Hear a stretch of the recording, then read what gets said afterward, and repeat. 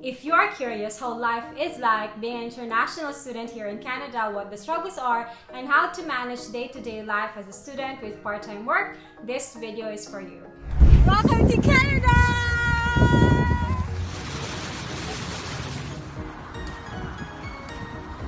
Hey guys, it's Nizley. Welcome back to my channel. I officially turned 6 months of being here as an international student in Canada, so I thought it would just be so perfect to share this video with you all, just in case you have plans of coming to Canada as an international student, or maybe you got some friends who are planning to come here, and if that's the case, make sure to share this video with them. In a video a few weeks ago, I shared the story that friends and I landed here way back May 2021 with our dog Priya. Coming here to Canada was a long story, completely unexpected, mind-blowing, life changer, but definitely one of the best decisions we've ever made. They say the best moments happen when they're unplanned, so what more can I say? Every single day, I am truly grateful to be here, and I wish I could document my life through my videos and share some of the lessons with you all. So, let's dive right in. Today's video is divided into 3 parts: lifestyle, school, and work. With each one, I'll be sharing with you my experiences and struggles in the hopes that they can give you information or inspiration. And at the end of this video, I will also be sharing with you the top 3 lessons that I wish I knew before coming here. So make sure to stay tuned till the very end. Now let's start with part 1, lifestyle. Before coming here to Canada, a few of the questions that I asked myself were, how is my lifestyle going to be? How am I going to stay active? What kind of food will I be eating on a regular basis? And what different activities can I do with every different season? Canada is so rich and abundant, it truly has everything. When we first arrived here, we were so overwhelmed and overjoyed with a lot of food choices. Geez, on our first few weeks here, we bought all the best ice creams, chips, and all the unhealthy snacks that we didn't have in the Philippines. We didn't even miss any of the foods that we have from our hometown because there's a lot more choices in here. The gyms are also open already, so if you are envisioning a healthy, active lifestyle, yes, you got it right here as well. If your element is nature like me, Canada has the best parks where you can ride your bike, take your dog for a walk, or just chill around. During summertime, people love to have barbecues near the beach, spend some time in the sun, and if you're lucky, there is even a daily Zumba at the end of the day. So the people here have basically different activities depending on the season. More outdoors when it's summertime and more indoors during the colder season. My personal favorite of all the seasons is fall because you can dress up, wear boots, and gaze with wonder at the trees changing their colors. The weather is so lovely as well, especially in the early days of fall because it's neither too cold nor too hot. This season is so perfect in taking beautiful scenic photos with the vibrant colors of leaves, and whenever I'm in a low mood, all I have to do is to walk to a park that is just 3 minutes away from the house, and when I'm back, I feel energized and inspired.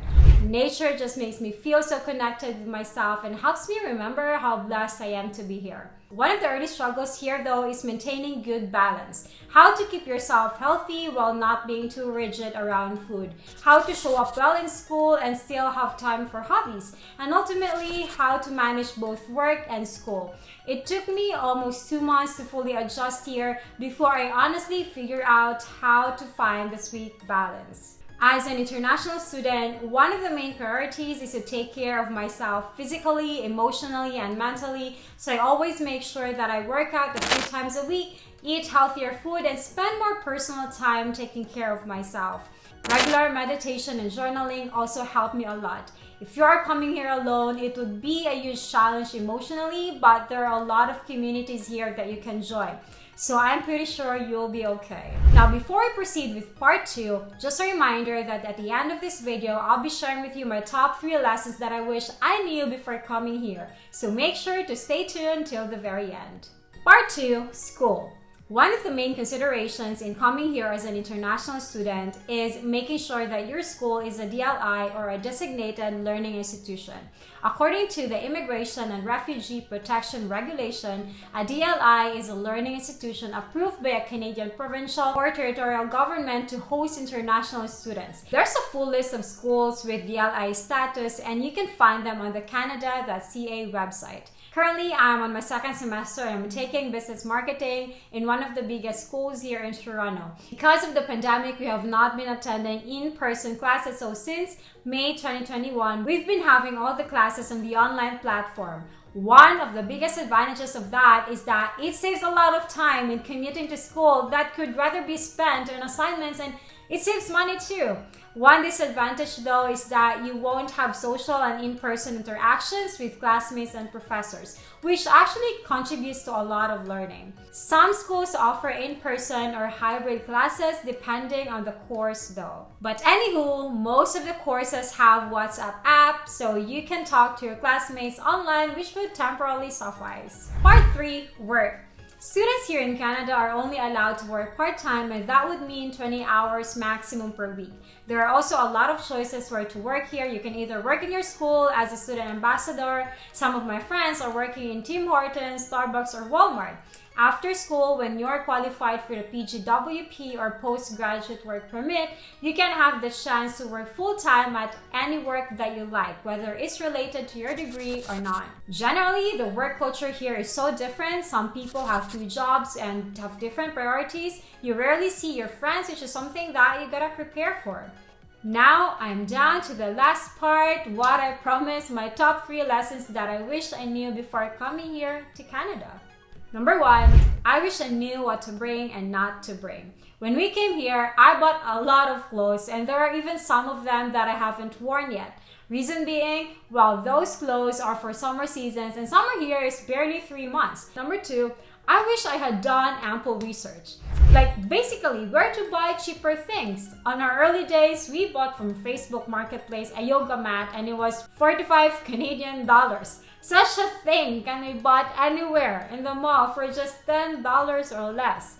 There are also thrift stores here where you can buy cheaper jackets with really good quality. Number 3, I wish I had learned not to convert currencies. When we first arrived here, I was consistently checking how much would one thing cost in PHP or Philippine money, and honestly, in hindsight, it really doesn't make sense because I am paid Canadian dollars here, so I should be spending in CAD too. It just doesn't make sense to convert currencies because that does not apply right now. And that is all for today, my friends. If you got some questions for me or if there are experiences that you want to share with everyone, especially when you were still starting out here in Canada, make sure to leave a comment down below. And if you haven't already, make sure to subscribe to this channel. It really helps me a lot. So thank you so much for watching this video. I've been to my friends. See you soon.